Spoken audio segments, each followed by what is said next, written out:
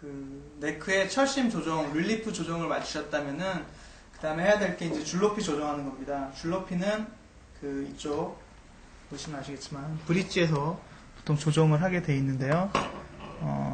줄 높이에 대해서 조정하기 전에 그 알아둬야 될 게 그 네크의 핑거보드에 대해서 한번 설명을 해드릴게요. 이쪽으로 와서 보시면은 그 핑거보드가 이 플랫이 박혀 있는 이걸 갖다 핑거보드라고 하는데 이렇게 똑바로 평평한 것이 아니라 약간 이렇게 굴곡이 져 있거든요.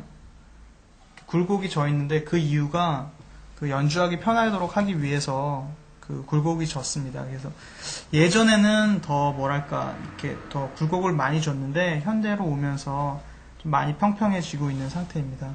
이 그림을 한번 봐주세요. 보시면은 그 1번 같은 경우는 원 작고 2번은 훨씬 크고 3번은 아주 훨씬 더 크게 됩니다.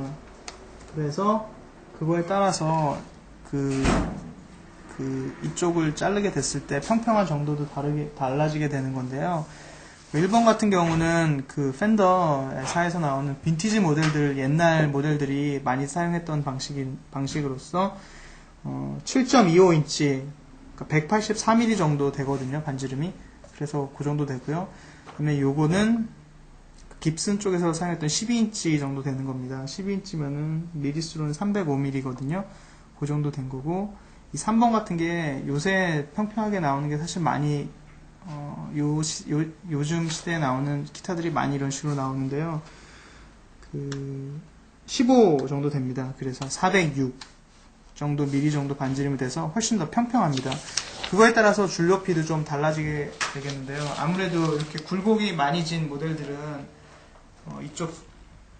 이쪽 브릿지에서도 그거에 따라서 이렇게 해주는 게 보통 정석입니다.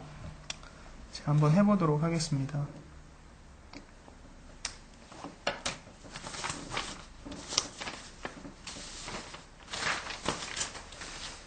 네, 줄 높이 조정하는 것도 사실 여러 가지가 있어요. 이런 브릿지는 이 렌치로 그냥 여기를 이렇게 끼무시고 돌려주시면은 그냥 조정이 됩니다. 이렇게 돌려주시면 올라가고, 이렇게 돌려주시면 내려가고.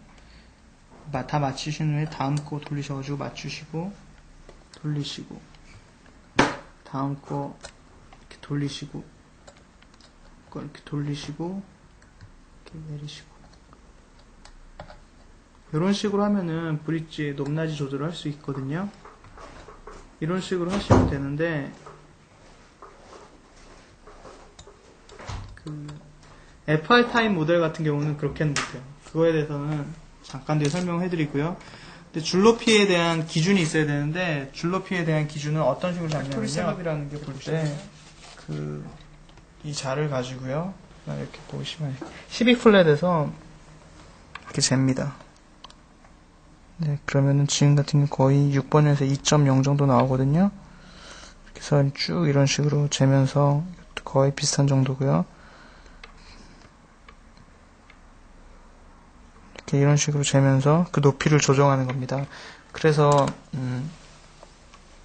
동영상 옆에 보시면은 그 치수가 나올 겁니다. 그 치수대로 보통 팩토리 셋업이라고 하는데요. 그 유저들에 따라서 일부러 피킹을 세게 하기 위해서 더 올리는 경우도 있어요. 그때는 올리고 싶으실 때는 제가 보여드렸던 것처럼 이렇게 올리시면 됩니다.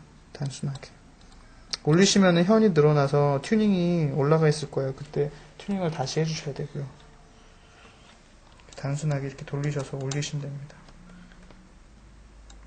꼭 옆에 제시되어 있는 그 높이만큼 할 필요는 없는데요. 그 정도가 가장 치기 편하고 일상적으로 많이 쓰이는 정도거든요. 그 정도에서 아마 세팅을 하시면 될 것 같습니다. 베이스는 제가 베이스 한번 해보겠습니다.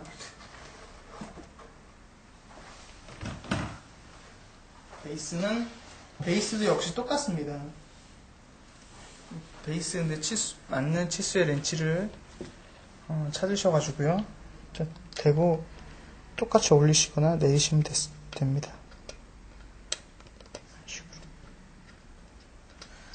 또 보시는 법도 똑같습니다. 이것도 12플랫에서 이렇게 해서 보시면 돼요. 줄이 두꺼워가지고 보이시나 모르겠는데 이렇게 거의 2.0mm 정도 지금 나오는데요. 이런 식으로 보시면서 줄 높이를 체크하시면 되겠습니다.